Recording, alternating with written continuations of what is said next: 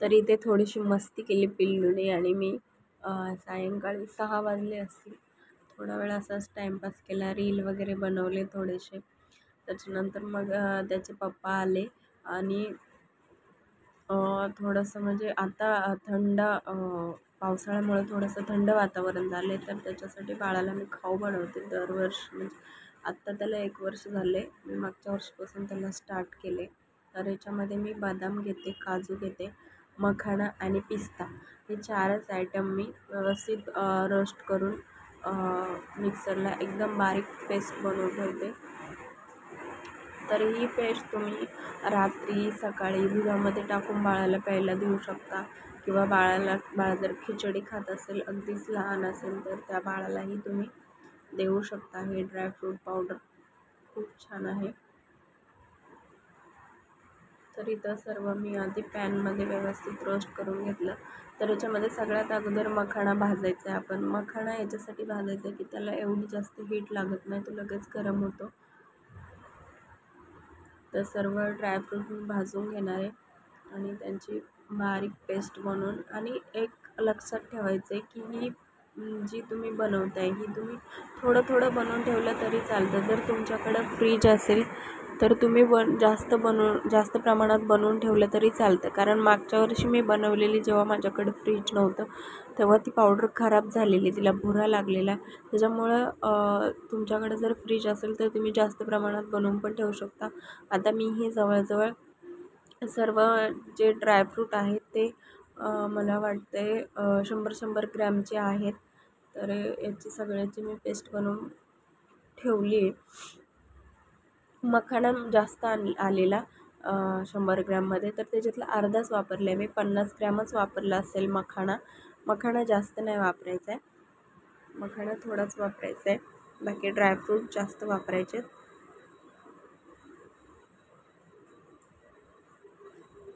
तर इथं आता पॅन व्यवस्थित गरम झाला आहे. तर मखाणे मी थोडे थोडे करून 2 वेळा भाजून घेतले आणि ड्रायफ्रूट लगेच भाजले जातात, काही जास्त पण भाजायची गरज नाही. आपण याच्यासाठी भाजतो की आपण जी पावडर बनवतो ती व्यवस्थित बारीक झाली पाहिजे.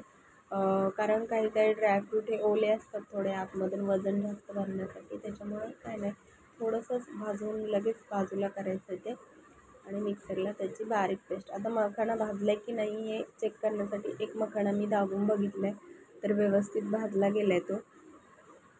तर काढून घेते मी आता ते मखाणे. आणि किचनमध्ये थोडासा अंधार असल्यामुळे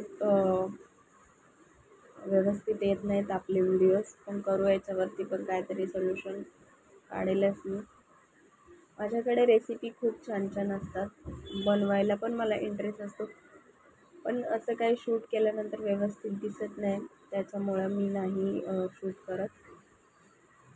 आज मी तुम्हाला एक माझा नाईट रुटीनचा छोटासा व्हिडिओ शेअर केला मी तुमच्यासोबत, कसं असतं माझं नाईट रुटीन. आणि मुंबईला रात्रीचं पाणी येतं, रात्रीचं पाणी, आणि मुंबई ही नाईट लाईफ म्हणून पण संबोधली जाते. याचा अर्थ असा की मुंबईला लोक रात्रीचं जीवन जास्त जगतात, दिवसभर कामही करतात आणि रात्रीही लवकर झोपत नाही. तशातलाच एक भाग म्हणजे पाणी.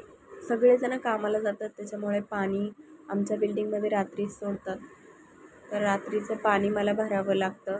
थोडंफार काही काम असेल साफसफाईचं, ते पाण्याशिवाय शक्यच नाही. त्याच्यामुळे दिवसभर जेवढं काही काम होईल तेवढं मी करते, आणि जे उरलेलं काम आहे ते मला बाळ करून देत नाही, त्याच्यामुळे मी पाणी आल्यावरती ते काम करते.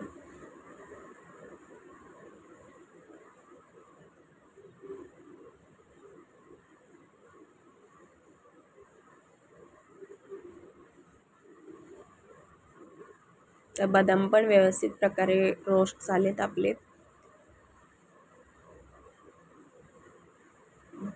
मी काय काय घेतलं आहे, मखाणा, बदाम, पिस्ता. हा पिस्ता घेतला आहे मी की तो खारा नाही आहे, एकदम साधावाला पिस्ता आहे. पिस्त्यामध्ये पण प्रकार भेटतात बघा तुम्हाला. एक शेलवाला भेटतो, म्हणजे त्याच्या बाहेरून कवच असतं तो वाला. त्याच्यानंतर एक सॉल्टेड असतो खारावाला, आणि हा एक साधावाला असतो, तर मी साधावाला वापरते बाळाच्या खाऊसाठी, तर साधावाला मागून घ्यायचा आहे.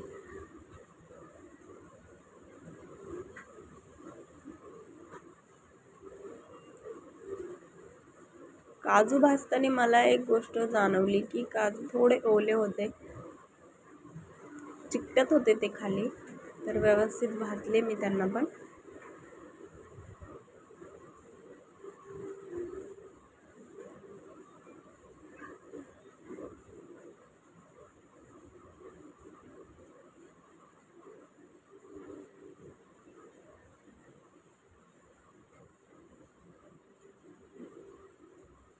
आणि लास्टला मी पिस्ता भाजलाय. तर इथे माझे सर्व ड्रायफ्रूट आता भाजून झालेत. आता मला स्वयंपाक बनवायचा आहे. तर आज मी स्वयंपाकामध्ये बनवते हुलग्याची उसळ.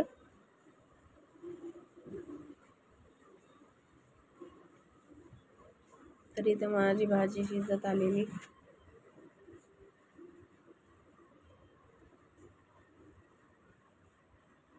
त्याच्यानंतर आलेलं पाणी. तर मी पहिलं पाणी वगैरे सर्व भरून घेतलं.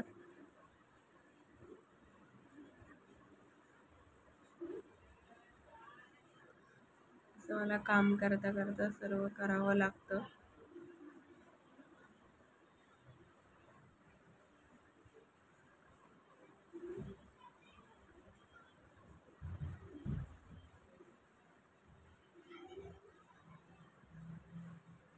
त्याच्यानंतर लास्टला एकीकडे भात शिजत होता, तोपर्यंत मी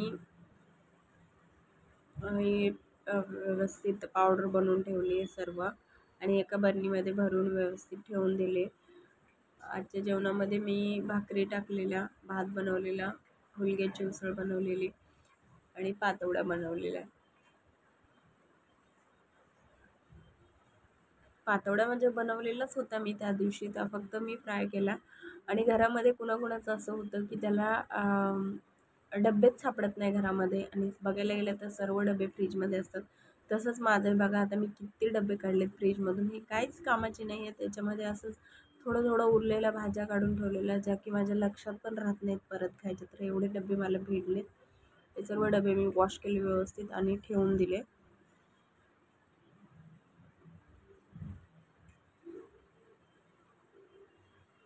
तर आजचा ब्लॉग तुम्हाला कसा वाटला हे मला नक्कीच कमेंटमध्ये सांगा. आपल्या चॅनलला सबस्क्राईब करा, लाईक करा. थँक्यू. Bye bye.